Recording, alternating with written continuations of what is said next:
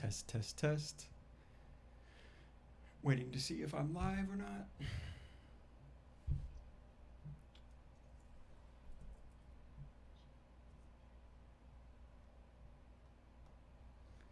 Test, test, test.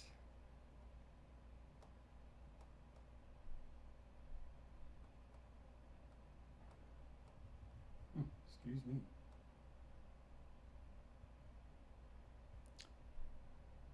Maybe we're live? Okay, good. Thank you, Mom. Wonder why it's not playing. Okay, well, if it's live, that's good. Welcome to the second episode of JK's, what is this called? JK's Wednesday Hang. Oh, now we're going to stop the phone. Give me a second, sorry.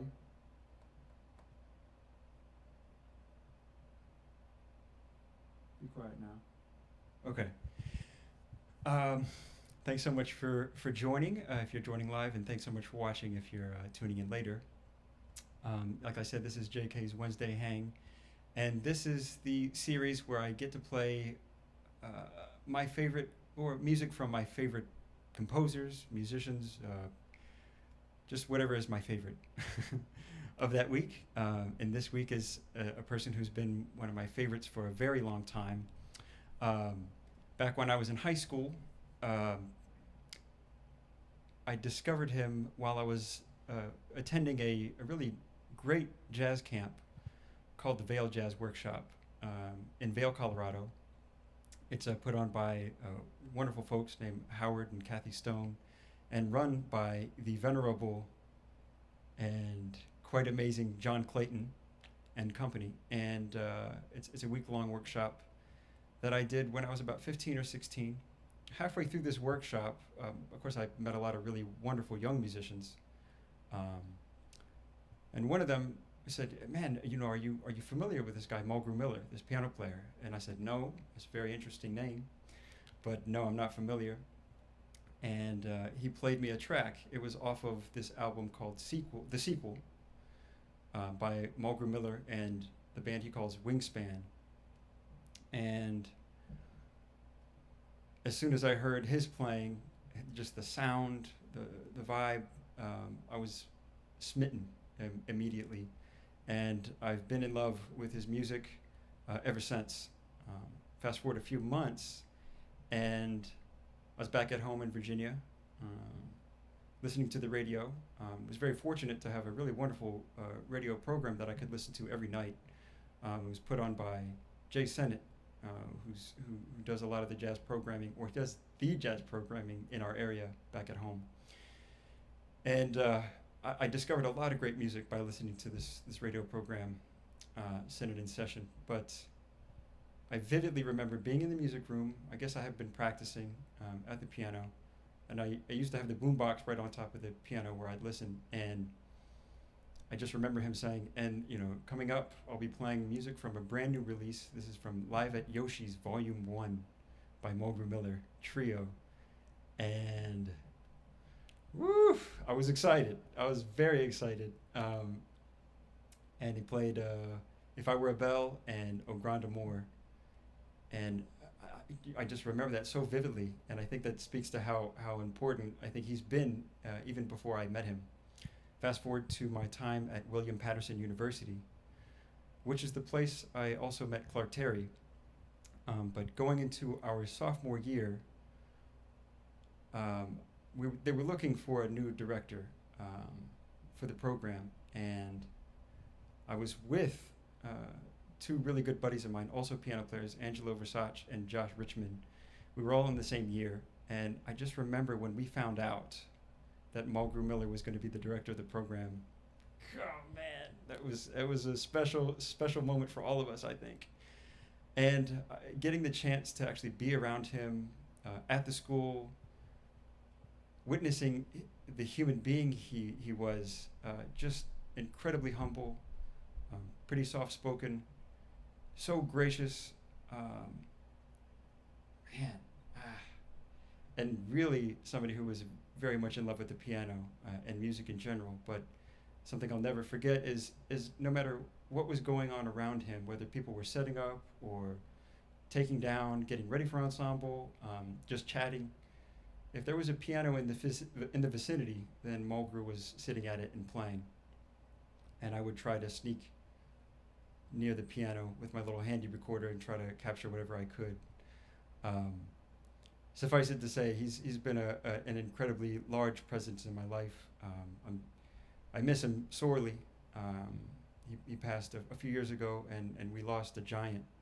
But this is an opportunity for me to share some of his music, hopefully share just the love I have of his music and of him. I'm going to start things off. Oh, I should also mention that I'll play a couple tunes, and then I'm going to invite, I'm going to invite a friend of mine to join me on FaceTime. His name is Stantawn Kendrick, and we're going to share a little bit about Mulgrew and about CT. Because Stantawn was also a student, but he performed and was with both Mulgrew and CT professionally. They hired him to be in their bands. So we're going to chat with him for a little bit. That's enough talking. Let me try to get my right hand to stop shaking. I'm going to start with a song called Wingspan, and it's his tribute to the great Charlie Parker. And because Charlie Parker's nickname was Bird, so Wingspan. See if I can do it and get my hand to chill out. All right. There she goes.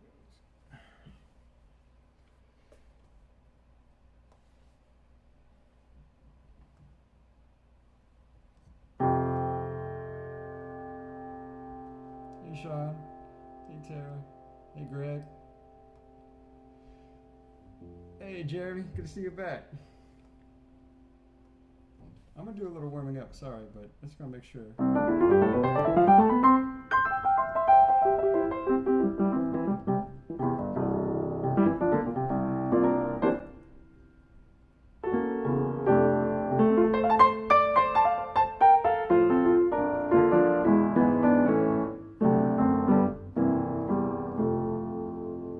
Okay, and feel free to let me know if sound is weird or, be happy to adjust.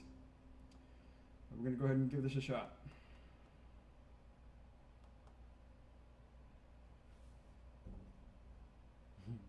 Hold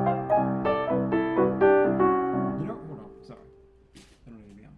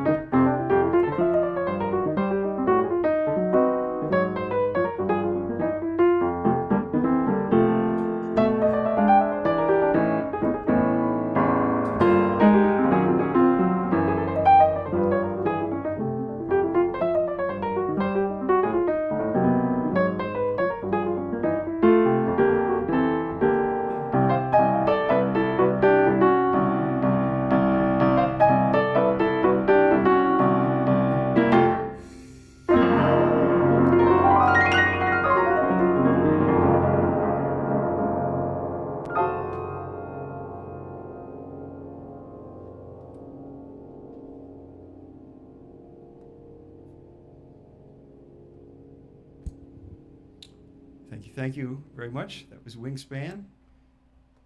And thank you, David, for checking in and hanging out.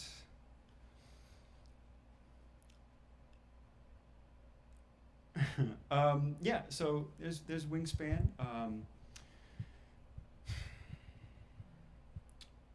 I'd like to share just a couple of the memories, or one other one. I won't talk too much. I want Stantawn to do some talking.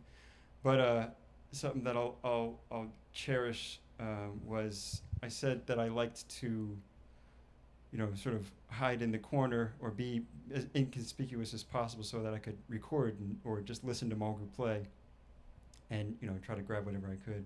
So it was after one of these ensemble rehearsals that we had, and he, of course, found himself back at the piano and was playing all kinds of wonderful things. So I was sort of out of the way, and everybody was gone, and it was just me and him, and he was kind of lost in his world playing, and I was eagerly trying to get as much as I could. And then he looked up and he saw me. He said, "Hey, what are you doing here?" And he caught me. I was guilty. And he did say, "So, I don't want you to steal all my stuff." But then he said, "Well, what are you doing for lunch?" And I said, "Oh, nothing, So he took me out. We just went out to just nearby the campus. I think we went to Subway, which is totally not important. But something that I learned was we were in the car and we were listening to a live Cedar Walton record. I believe it's called Naima. I think it was like a 2 CD thing. Somebody can maybe correct me on that. Sean Lengo, if you know. I know that Lewis Hayes was on drums.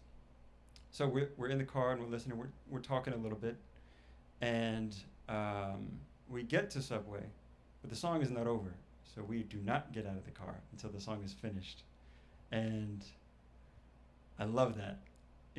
That again shows just the respect that he had for the music. We're gonna listen to it all the way through, even if it's at the beginning of the track. I think we're gonna finish it before we get out, and just being able to go out to lunch with Mulgrew is something. God, man, because he's a hero. So I'm gonna do one more by Mulgrew. This one is called Carousel, and something that I realized while practicing these songs for this stream is piano players do not write easy songs. The changes on this are something else. It's a beautiful piece. I think what happens is we have access to these chords. Able to find all the most wonderful kind of chords that fit the melody that we're writing, and he did that. I love the way this melody goes, and then you have to solo over it. So we'll see how this goes. This is called Carousel. Where the heck is that? There it is.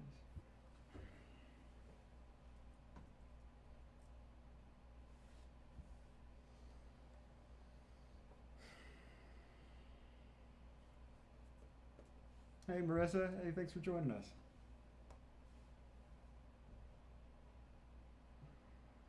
Thank you.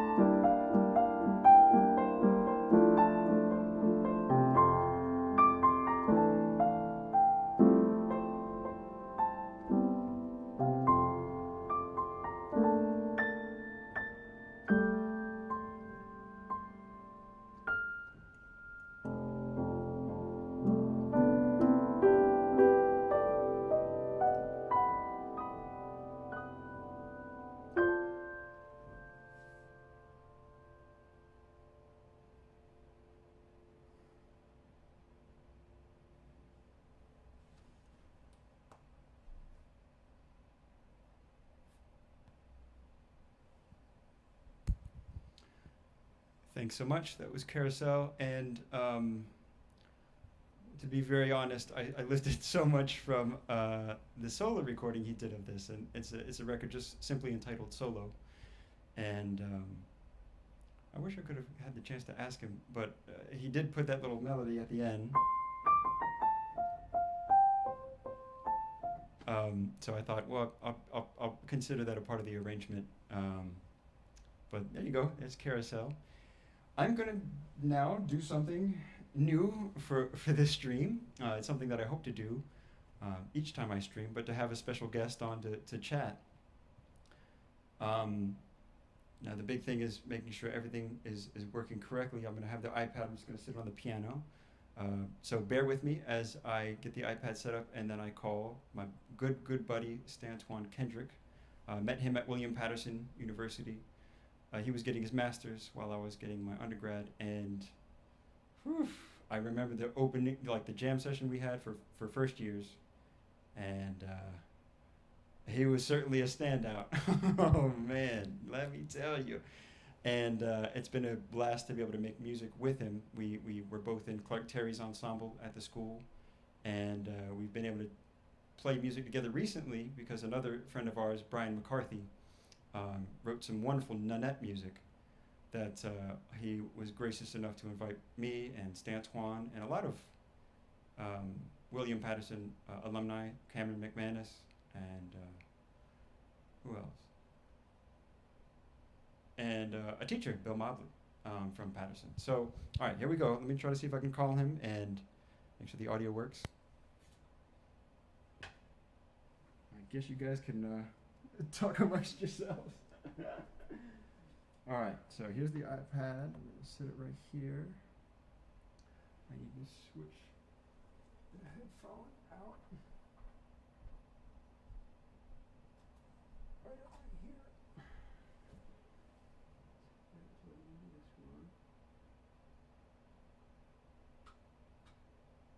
Okay. Cross off. 6:25 p.m. 3 notifications. Set. Camera. So you're going to hear my good buddy voiceover talking, so don't mind TV. him. Camera. Okay. FaceTime Stantawn Kendrick. Making a FaceTime call to Stantawn Kendrick. Thank you, Siri. Your video. Front facing.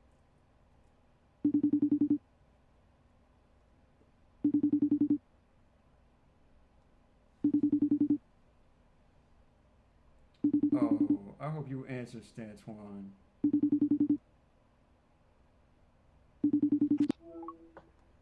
All right, there Ray you are. Charles. Go ahead, man. It's Ray Charles. You're live, everybody. Stantawn. You're live, baby. Oh, I'm live? Yep. What's up, man?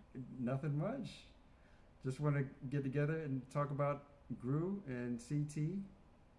Brew and CT. Yeah, but before we get started, I just want to make sure to make sure things are cool. Mm-hmm. I'm gonna fast forward. Oh, good, you are coming through. Everybody, let me know. Somebody in the comments, just let me know if audio is cool. Man. We'll just assume we're good, and you're visible. Let me try to clean this. Stantawn Kendrick video. All right, let me pause. Stantawn, how's your day going? Man, it's been slow. You It's practicing, been man? steady. Practicing, yeah. The axe right beside me, man. I've been whoa, this COVID thing has been getting to me, man. Like I getting hear to it. my, stuff, man. I I gotta hear get it. playing with people. You gotta keep moving, man. Well, if anybody's good at practicing, man, it's you. You're always in the practice room. Yeah. I mean, but quarantine, you think at one point, oh, I'm gonna use this time to practice a lot, but you find yourself practicing a little bit, watching a lot of Netflix and other stuff like that, you know what I'm saying? So I had to kind of pull it all back together I hear over it. the past couple of weeks, It's a bit of a kind of a mental challenge, It really is, Mhm. man. Mhm. It's definitely. So I think we're good. And if you don't mind, I guess we met at William Patterson, but where were you before then? Before well, I'm originally from Georgia, and I went to a college down here called Valdosta State University. It's right at the tip of the bottom of Georgia, right before Florida. So I frequently was going to Florida State, FAMU, University of North Florida, kind of meeting the musicians around those colleges around that area. Um, and then right after I graduated from there, I came up to William Patterson, and of course, that's when I met you in the jam session that we had. Yes. You know, I I forget what they called that jam session, but I think that was like one of the funnest jam sessions because you think about it, throughout the time we were there, we never did anything like that again. True. Where we rotated and actually you, Angelo, and Josh all kind of played like when we one were first behind each years, other. there was Yeah, we Claudio never did that Rubio, again. Roxy, Claudio, Roxy, Ken yeah, Fowler, like bunch of all of us, amazing, one Alex behind Foot. another. And then you had the whole faculty in there Yeah. watching us. Yeah. So, yeah, man. Hey, man. So, I remember a lot of this stuff at the school fondly, and of course, we would spend time in doing duo jams and things. Right. But I think two of the standout things for me and probably for you too was connecting with Clark and with Mulgrew. Absolutely. Those are big things, and I really wanted to talk to you because you were, well, the only one out of the student body who they both hired to play, and I really want you to. I mean, well, Roxy actually got hired to play the big band. There's other students that played in CT's big band for sure, but I think to perform with both of them, I think that was a rare thing. I really want you to share about. Was the gig at Smoke the first one you did with Mulgrew? Right, and it's a story about how that came to be. Actually, I don't know if I told you this story. Actually, well, Mulgrew was leading the combo that I was in, and I forget which. I was in two combos that Mulgrew was leading, student combos at William Patterson, and one of them, at the end of class, he went around the room and he said that he wanted each of us to name an artist or a group that we might want to play with in the future. Yeah. This is how it started, So we go around the room and people are naming, people. And your video, front facing. Stantawn Kendrick video.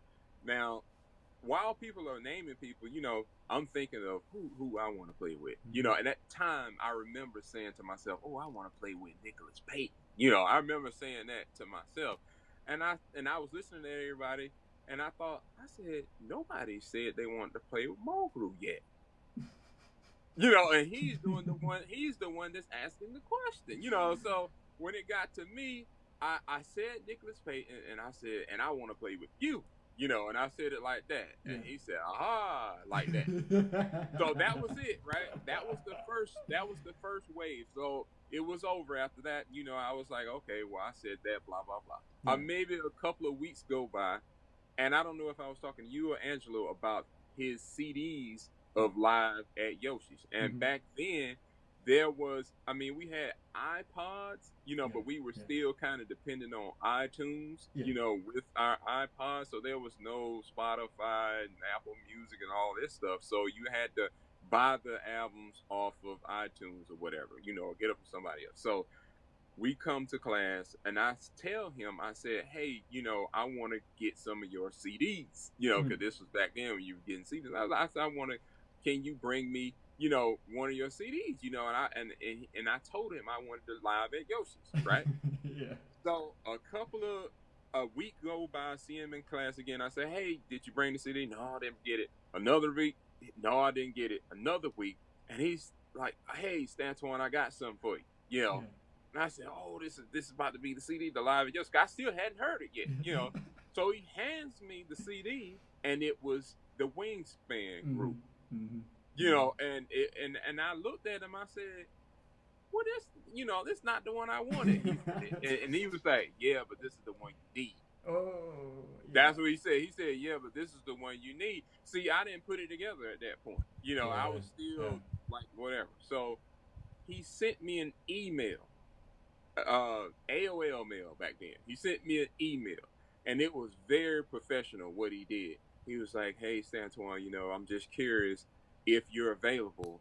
I would really love for you to play with my group at Smoke for about 3-4 nights or something like that. Yeah. He told me when it was going to be, the date, how much it was going to be. And he said, if you're available, I'd really like to have you there. And I'm like, and this was out of nowhere. Yeah. This just out of nowhere. And I'm like, yeah, I'll do it. Like why not? So that's how it came to be. So just out of nowhere. And now you told me how it was actually on the bandstand, which I Right. think is one of the best gifts he could give you, I think. Yeah. It was really a baptism. It was really like, okay, William Patterson is William Patterson. Now this is real life. This is school. It's a real gig. A real Right, gig with real a gig. real master. Yeah. With a real master and a real rhythm section, in a real jazz club. Like this was like, all right, this is for real. So the thing is he announced me to the audience. He did it. They had played, I think, maybe a tune or so, and he gets the mic and he's like, and now we're gonna have this great young professional saxophone. Like he put all the sauce on it. He put like, and I'm sitting in the audience like, oh my God, like, cause I'm like, I can't believe, cause this is the most I've heard him talk. He doesn't talk that much, but he's going on and on about me before I get to play anything, So I get up there and I'm looking around because I don't know what's about to go down, Yeah. and he just starts playing anything. He has this long, like, drawn out, like, intro, and then all of a sudden I'm hearing themes of a standard, and then the rhythm section just goes and it's like, oh, let me put my horn in my mouth, let's go, just go, and we're off, and at that point you're playing with some very seasoned, people that really know how to play together, really know how to interact, really know how to listen, and all this stuff that now, but as a college student, like, I'm listening, I'm hearing things like, wow, like, look at how they pick up on each other, And when the tune was over, it wasn't over. It was like it ended, but it kept going into another tune. Yeah. See what I'm saying? Like, and there was no calling of tunes. There was no, oh, we're gonna do this next. It was none of that. It was just blending through You better, and into another. You better be able to hear what the song is, and you also better know it. Right, and better know it. Better know it. And that's the thing, man. And it was like that the whole night. Now, that was the first night. Yeah. The second night, I told you, Mulgrew somehow got double booked, and Russell Malone sat in for Mulgrew. So now the dynamic has changed from piano, bass, and drums to guitar, bass, and drums. And with the same experience, though, Russell Malone, same way. He has so much command over his instrument that he's able to do the same thing. Like, he was starting off tunes with long cadenzas and just falling into the tune and falling out of the tune with another long cadenza into another cadenza into another tune. Baptism by fire, man. Yeah. Right. And the third night, Mulgrew comes back and Kenny Garrett is in the audience. Oh man. And I didn't know it. I didn't know it at the time. I didn't know it. I'm up there playing, and I brought tenor and alto on the gig, which is, most people know that's not, you normally are gonna have alto and soprano or tenor and soprano, but I brought alto and tenor to the gig. And after the first set, I'm putting my horns down. I'm leaning over to put my horns on the stands. And as I'm putting, like, my cap on my mouthpiece, I see a hand that is in front of my face, like somebody's trying to shake my hand. So I reach out with my hand before standing up to see who it is, to shake this person's hand. And I look up and I'm like, it's Kenny Garrett. Why are you here? You know what I mean? And him and Mulgrew are the best of buds or whatever. It's Yeah. it's it's very cool. Like I said, I think it really is. It's a gift that usually happens, for the younger musicians, right? We get to get Right. invited to be on the bandstand, and Right. they show us by in a lot of times it can be a very humbling experience, Very. because they'll call stuff you don't know, and um, CT. I was at the gig. I saw you play at Smoke, and it was happening. It was. I was. I I had loved the it. butterflies the Oh, whole I time. hear. We loved it. But then you mentioned CT, and I guess that's its own unique experience too. If you want to just talk Same. briefly about that, going out to Seattle. Same thing. Almost. Same thing. So as you know, I was in the Clark Terry group. You was in there with me. Yeah, yeah. The combo. So both of these things happen from being in the student group. You know. So maybe 2 weeks before I got the call that I was going to be in his quintet, I was invited to come to the Vanguard and sit in with the quintet. Got it. You know, I don't know if you was there. I don't know, but Mm-hmm. I got called to come to the Vanguard. They were going to be playing 2 sets at the Vanguard, and that's when I met the other saxophone player that I won't mention. But I met the other saxophone player and the whole band, and everybody was nice and everything. And a few weeks after that, I get a call from Clark that something bad went down, between him and the sax player, and a lot of the rest of the group was not happy with him, so Clark fired him. Open spot And- for you. Yeah, and Clark fired him, and I'm listening at this, and this was right after I graduated from William Patterson. So it was right after. And he's like, "Yeah, baby." He said, I need you for the tour. You gonna be ready for the tour?"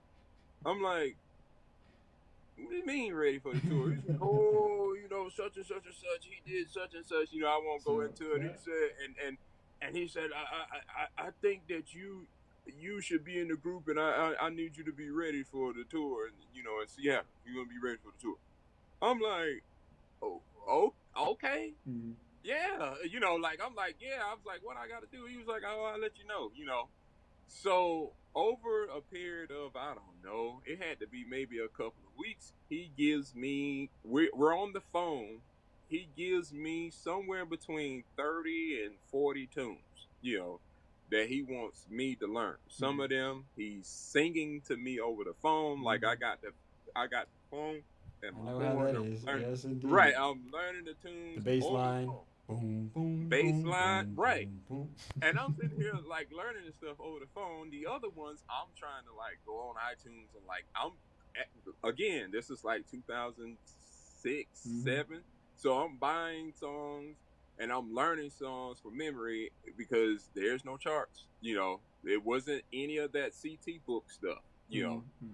So and actually this is before that, or I didn't have one or whatever. We get to the gig, and I'm sitting at the table with the rest of the rhythm section because it's only me and him in a rhythm section. That's it. He's back in the dressing room, and I have all of the names of the songs written down on paper. I'm like, I'm sitting down with them, and I'm trying to get like an inside scoop on what's gonna happen, how it's gonna happen. Try to prepare myself, and I'm pulling out the list and I'm showing it to him. I'm like, yeah, Clark said we're going to be playing these songs, and I passed the list over to the drummer, and the drummer's looking at the songs like, we haven't done these songs in years. Yeah. And I'm like, okay, maybe he's just going to do them now. I passed it to the bass player. He's like, oh man, I don't even remember that. I'm like, I get up from the tape. I get up because I'm like, oh my God. So I get up from the tape. I go to the dressing room. I'm like, Clark, I just showed Sylvia and I think Helen's song was on the gig. Yeah, definitely. And I'm like, I just showed them the list and they said that they don't play these songs anymore. He's like, yeah, baby. I was like, so what we gonna do? He was like, he did this.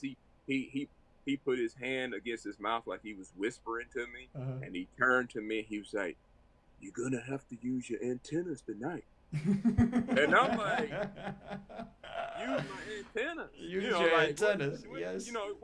So we get on the stage. You know, this is the first time. This is the first gig that I've ever played with him on. This is the first time I played anything with him outside of William Patterson. So now again, I'm at a jazz club for a whole week this time. Yep. Two sets a night. I memorized these songs, and I get up there, and he does not play one of them. Not one. Not one. You know, the whole first night, both sets, second night, third night, fourth night, he never played one of those songs. And I'm sitting there on the stage just shaking in my boots because you know Clark, he knows the stuff he plays. Yeah. He knows it to the point where he knows the bass. He know everything, and they got little arrangements and little things that they do. And I'm sitting on the stage like hearing stuff happening, and I don't know it. You know. And I'm just embarrassed, and he's just laughing, you know, because he knows. Well, let me say, it's a good thing your antennas are good. Oh yeah, I have it. Stantawn, you got the ears. You got the ears, buddy. Yeah. But you can't catch little lines and stuff that you don't know they're coming, and they just come. Oh yeah, for sure. But you know, that's something that I always enjoy when we get to play together, because I've always felt like we're a little bit, you know, maybe it's because we got the same birthday. But I'm like, there's a little bit of kindred spirit, man. There is a little bit. Because I, you know, at school I was like, man, I don't think anybody's really with the ears. It's like, I know I can always... I have big ears, you know. I can throw something, you know. I know I can throw something at you, and I know you'll catch it every time. And I think the last gig we did, it was funny because I know you were getting frustrated because I was playing inside. And then you just said, "No, we're taking it outside." Oh, you talking about when I sat in with you at the club? Oh no, back with the Nanette. Oh, with B-Mac. But yeah, you know, I tell you what, man, it's been a blast to be able to reconnect and play. And hopefully once COVID cools down, you know, we'll cross our fingers because we'll have to do some playing. We do. We have to catch up on the time lost, man. Yeah, I hear it. But I guess it's worth mentioning, and I'll put it in the description after the video posts. But I know you do have the CD that you recorded with Eric Reed on it. Right. Is it Blake on drums? Yeah, Jonathan Blake. Yeah. Yes, and Jacob Webb. Yeah. So that's something definitely worth checking out. Man, thank you so much for doing this. Yes, sir. Thanks for being on my little YouTube channel. Hey, man, I'm just glad to be a part of it. Let everybody know I have a YouTube channel. I haven't been active since COVID started, but you can check me out too on YouTube. My first and last name. Things up there. Yes, Stantawn, Stantawn. Correct. Yes, indeed. Hey, man, thanks a lot, and yes, man, sir. We'll get up with you soon. Yes, sir, bro. God bless, man. Have fun. Take care, everybody. All right. Well, hope that was cool. Hope we're still connected. I'm trying to check.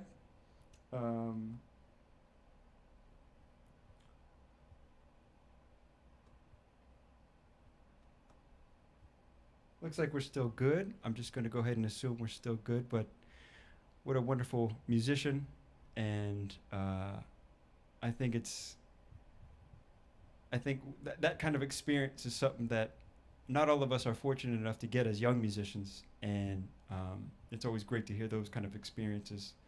And he got them from both of these guys, both true masters.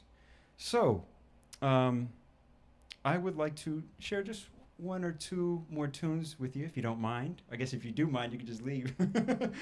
But yes, I'm going to do a song by Mulgrew. This one is called Farewell to Dogma. And let's see where this takes us.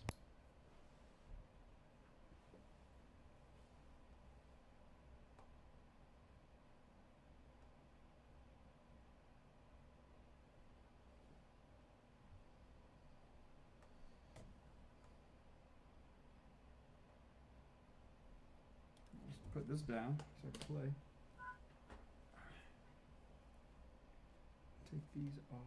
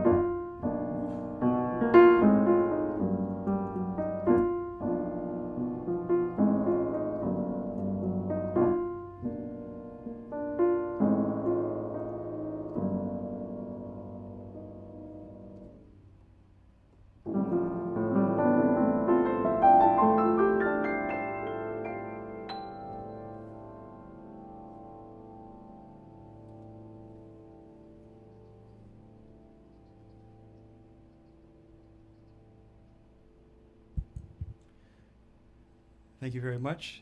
That was Farewell to Dogma, written by the great Mulgrew Miller.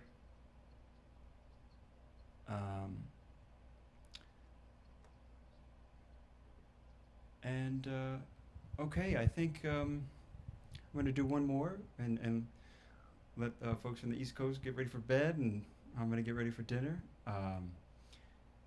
Big, huge thanks for hanging out and checking out the stream. I will be doing this every Wednesday, and also I'll be doing my Sunday Hymns and Things, obviously every Sunday, at noon Pacific, 3 o'clock Eastern.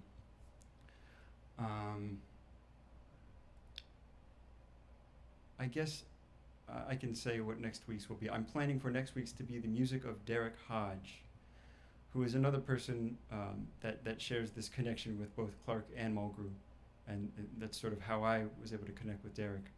Another person I've been a big fan of for a long time, and was fortunate enough to have him help produce my last CD called Coming Home. So I'll be doing some of his music because I love his music. So tune in next week for the music of Derek Hodge. Thank you to folks that have so generously donated to help support these efforts. I want to continue doing this and hope you guys are enjoying what's going on. I love to hear your feedback. Let me know what you're thinking.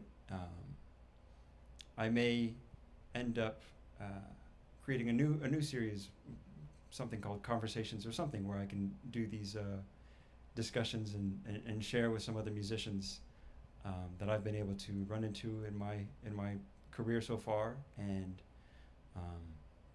another idea kind of that I've had. So let me know if that's something that you might be interested in. What else is on my list of things to say? Gosh, that does it. Again, thank you for tuning in. I said this before, but there's so many options of what to do. There's Netflix, there's Hulu, there's Disney Plus, there's NBC, what is that called, Peacock. The list never ends of, there's no shortage of content. So the fact that anybody is actually willing to take time and hang out with me here in my little apartment in Long Beach, that means so much to me. And I really, really appreciate it. So thank you.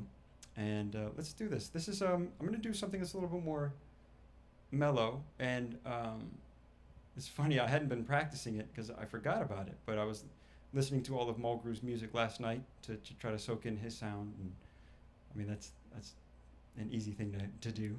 Just to I was talking to a buddy of mine, actually, we mentioned him, Angelo, and listening to Mulgrew is like going home in the weirdest way, because I think we spend so much time listening to this sound, and his sound is so welcoming. It's warm. So it's a thrill. So anyways, this song came on. It's called Holding Hands, and I remember the first time I heard it, I thought, oh, I love this. It's just a beautiful little waltz. So I'm gonna play Holding Hands, and then we'll call it a night. Thank you, and here we go.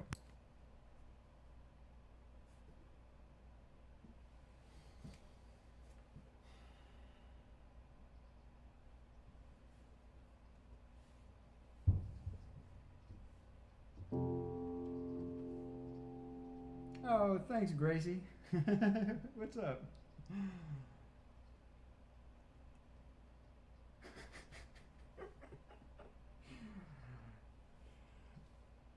No worries, Jen. All right.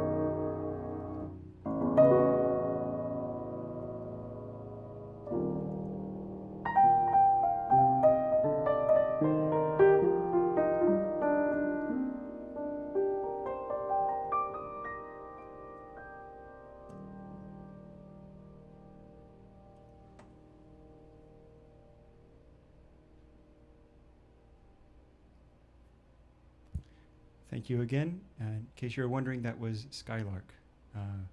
And I highly recommend checking out Mulgrew play that on Live at the Kennedy Center, Volume 1.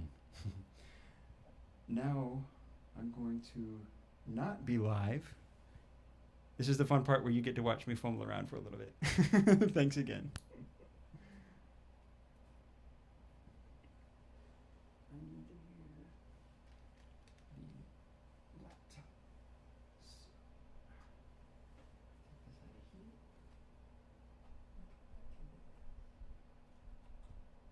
This is very elegant, very, very professional, very smooth.